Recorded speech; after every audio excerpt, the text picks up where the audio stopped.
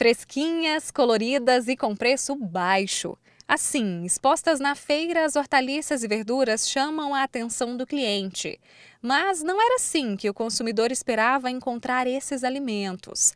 Com as temperaturas ultrapassando os 35 graus em Uberlândia, o cliente esperava encontrar uma hortaliça pequena e com preço nas alturas.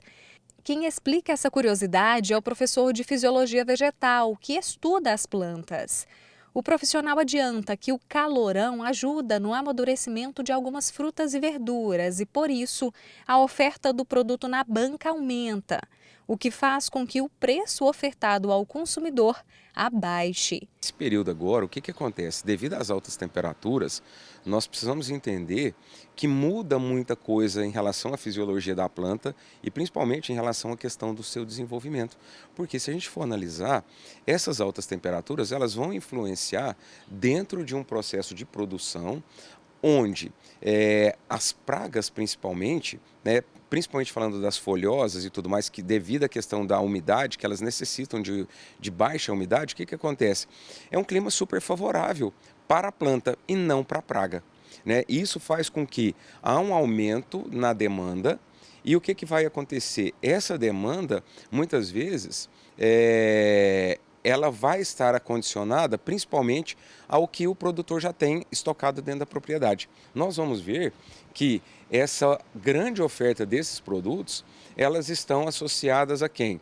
A diminuição do número de pragas, a um controle fitossanitário maior e mais ainda, né, nós vamos ter o quê? Um produto que eu tenho disponibilidade e o consumidor ele vai estar buscando isso. Dados do Índice de Preços ao Consumidor, o IPCA de Uberlândia, mostram que o grupo de alimentos e bebidas foi o segundo com a maior redução de preços em agosto.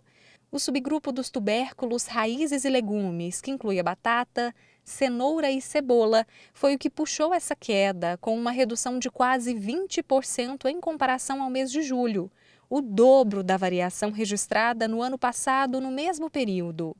Na Ceasa, em Uberlândia, a variação de preços desses produtos é sentida diariamente.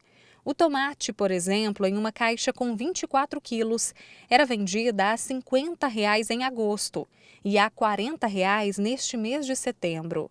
A batata também teve um decréscimo relevante no preço do saco de 25 quilos.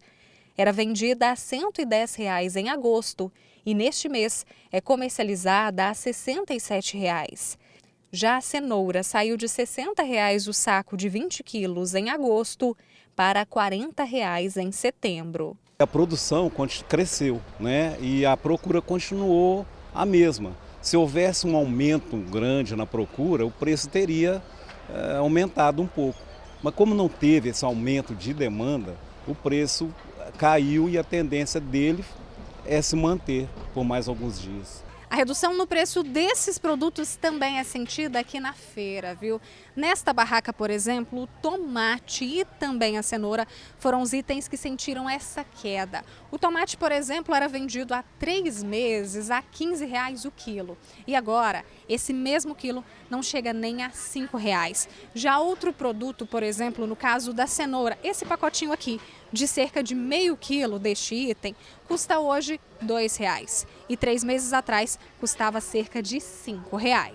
Com a queda no preço desses alimentos, a nutricionista lembra que dá para montar um prato mais colorido e com mais nutrientes. Coisa muito legal a gente se atentar é que não existe um único fruto ou um único vegetal que tenha todos os micronutrientes, né, as vitaminas, minerais. Então é essencial que a gente varie entre elas e coloque vários no nosso prato, deixando ele bem colorido. Eu gosto de falar para os meus pacientes, metade do seu prato tem que ser vegetal, tem que ser salada. Isso faz muito bem para a saúde, para o nosso organismo. Na contramão das hortaliças e de algumas verduras, o preço das frutas não teve esse decréscimo.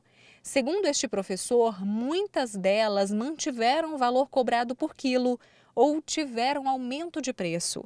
O professor explica que o calor afeta a produção e a venda delas, já que muitas vêm de outros estados. Para a nossa região aqui, as nossas frutas elas vêm de fora. né? A grande maioria delas vem de fora.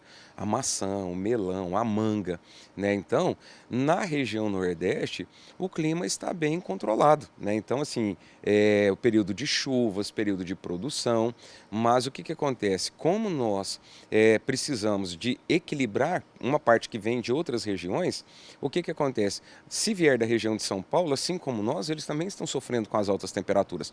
Agora, o que vem do Nordeste, aí a gente tem frete, nós temos outras coisas que vão impactar no nosso preço, como o preço da maçã, o preço da laranja. Laranja está muito caro, né? Outras frutas, maçã, melão, mas é por quê? Porque elas vêm da região Nordeste e elas vão impactar diretamente aqui no nosso consumidor final.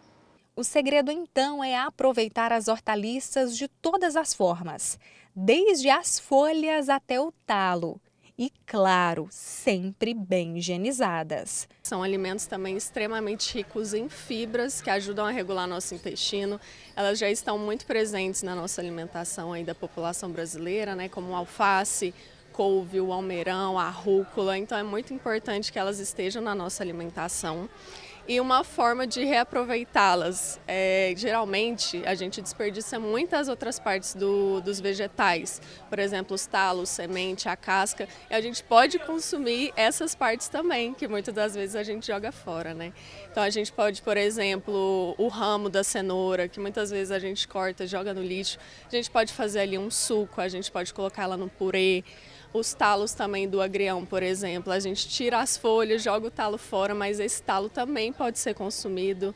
Também do brócolis, aquele talo também pode ser consumido, é uma delícia. Geralmente a gente coloca essas hortaliças na salada, refogados, a gente pode colocar em molhos. Muitas vezes a gente também faz o charuto, aquele prato árabe, que a gente pega a folha e envolve ele num recheio, também fica uma delícia. Então dá pra gente reaproveitar essas partes aí dos alimentos e não desperdiçar nada. A gente deve sim higienizar frutas, verduras e legumes. Geralmente eu coloco em casa para 1 litro de água, a gente coloca uma colherzinha ali de água sanitária, deixa 10, 15 minutinhos. A gente também tem produtos já no mercado próprios para higienização e é extremamente fácil a gente fazer a higienização e é muito essencial para a gente não pegar bactérias, né? Enfim, esses agentes químicos, físicos que podem contaminar os nossos alimentos. Então, temos que lavar esses alimentos todos os dias.